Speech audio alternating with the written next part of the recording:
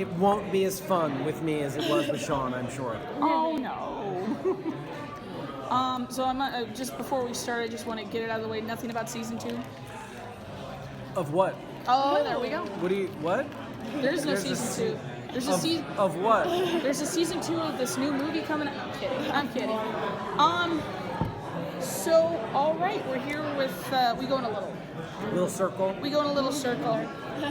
So we're here with Jeff Russo, composer of Legion and many other awesome things, including Star Trek Discovery. And I think that's been the big theme of today's panel and press room, is that it's all about creating a cohesive experience. Uh-huh. What do you think? Can you pick a favorite cohesive experience between the two? Well, it's interesting.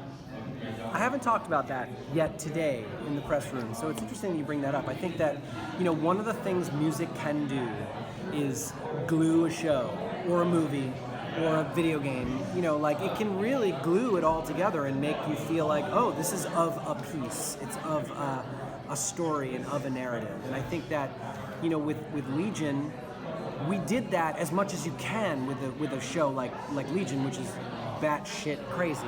I know if you guys have seen it, I know you'll agree with that. And the idea with the score was, so we have a character who doesn't know the difference between what's real and what's not real. Is it hallucination? Was Lenny real? I don't know that the answer to that question has been answered yet. And was any of that experience at Clockwork's real, or was his whole childhood real? You just never know. So the idea was, let's invite the audience to feel the same thing. And so I never wanted to play music that made you feel like, oh, this is a hallucination, this is weird music, this must be a hallucination. So it was just a question of trying to just play it straight, weird, but we don't have the hallucinating sound, and we don't have the this is the reality sound. It was just all sort of, let's play the emotions and let's play the interconnectivity between the characters. I think that that's sort of something I love to do in any project that I do. So I always feel like characters are the thing that keep a story going, and I can glue them all together by playing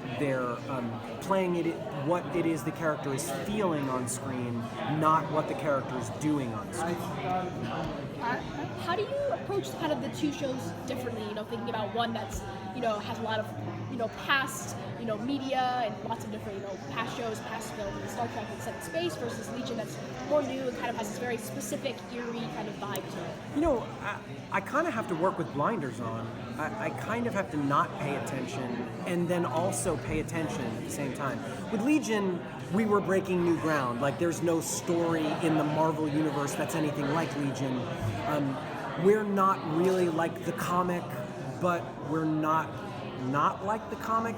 So the comic was really trippy as well. But with Star Trek, the most complex part of writing the score for Star Trek is wanting to create a unique identity for the show, wanting to create unique thematic material for the show, and yet still have it feel and sound familiar. I've been a huge Star Trek fan my whole life, and I've always been listening to that music, not specifically with this show in mind, but just in general. That style of music has been really fun to listen to for me, and it also has been really fun to write. So the question was trying to thread that needle, which is really a fine needle to thread. If you go too far in one direction, you're a copycat, and if you go too far in another direction, you're somehow not doing the thing you're supposed to do. So trying to find that middle ground has been really complicated. I didn't have to do that with Legion. I got to basically play in a sandbox that I got to choose. We got to just do whatever we wanted, and that's been a lot of fun as well. So really, it's such diametrically opposed material that they really don't even overlap in my mind. When I'm writing Legion, I'm never even thinking about Star Trek. When I'm writing something for Star Trek, I'm never thinking about Legion, because nothing really ever overlaps. You know what I mean? Yeah. Can I ask you about power? You can. So that's You will be the first person who ever asks me about power, by the way. Well, I'm happy to talk about it. Because it's so different, and then also you're working with a producer who's also a musician. How is that experience, and what it's like creating music for that show? Well, I'm assuming you're talking about Curtis, Yes. Mr. Jackson, as we all like to call him, sometimes Fitty. I just call him. Yeah. So he's more in tune with the writing of the show and more in tune with the songs that are placed in the show, and I provide the underscore, which in that particular show doesn't push too much on the emotional meter. I've always really wanted to, with this particular show, always wanted to be as subtle as I can, because it's an over-the-top show. Like, a lot of things happen in the show that if I got too on the nose, we'd be a soap opera, and we don't want to be a soap opera.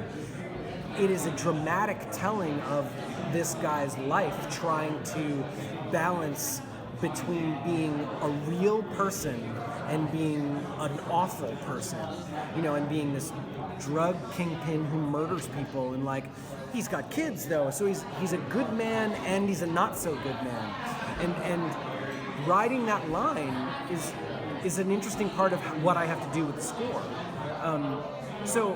But working in conjunction with people who have a very focused mind on the way songs also play into the show has been really, really great, because I get to try to figure out how to make score work going into songs and coming out of songs. And I do that a lot with Fargo as well. But in the case of Power, it's a little more dramatic. It's not at all tongue-in-cheek. It's a dramatic telling of the story.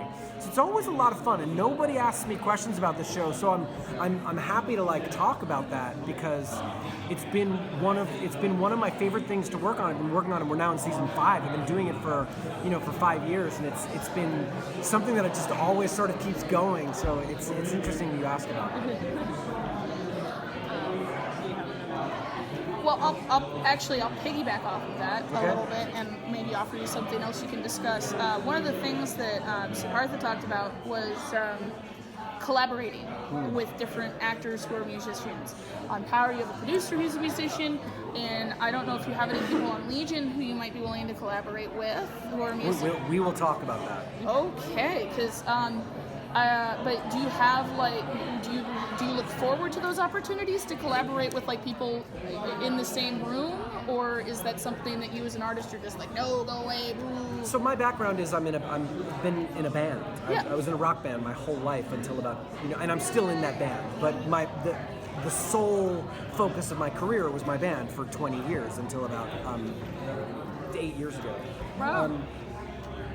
So collaboration that's all I've ever known. All of a sudden, being in a room by myself writing horn lines for Star Trek has been a very different experience for me. So I welcome collaboration. I feel like writing music for any narrative, film, TV, or anything, is all a collaboration with the filmmakers. Now, I've never got a chance to work with Mr. Jackson, but on Fargo, in 2 seasons, I got to produce a song that was sung by our showrunner, who's also a musician, which I think is the thing that really connected us. Like, we speak the same language, so it's very easy for him to communicate to me what he wants musically, and it's very easy for me to give him what he wants, because we both get into it or come out of it if they're going to touch on either side. With sound design, it's a whole different story. With Legion, I've worked with Nick Forsugar, who is our sound designer and sound supervisor. We've worked together on every season of Fargo, and now into the 2nd season of Legion.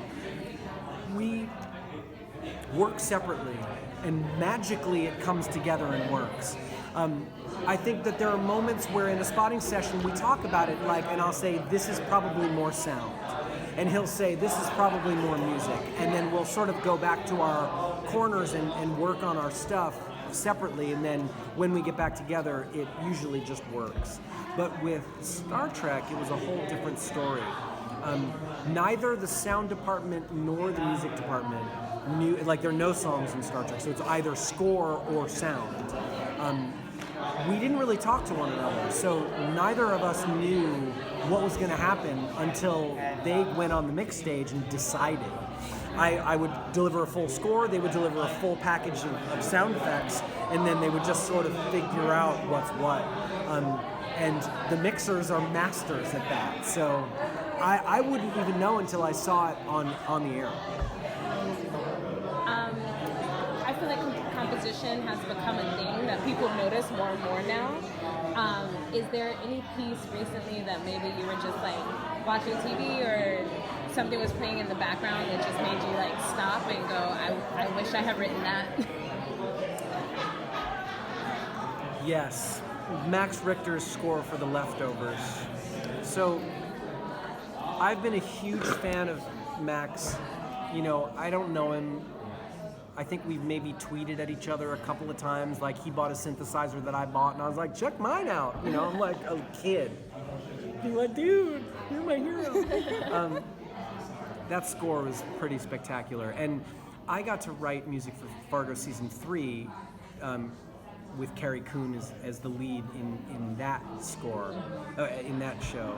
So I had sort of a fun time occasionally giving a little bit of a nod to Max, you know, like, oh, if she's on screen and I do something like this, is it kind of like what Max was doing when she was on screen with her character over there, maybe a little violin thing or a little this, a little that. And that's kind of fun. But there was a piece of music that he wrote for The Leftovers that I heard, and I was just like, fuck.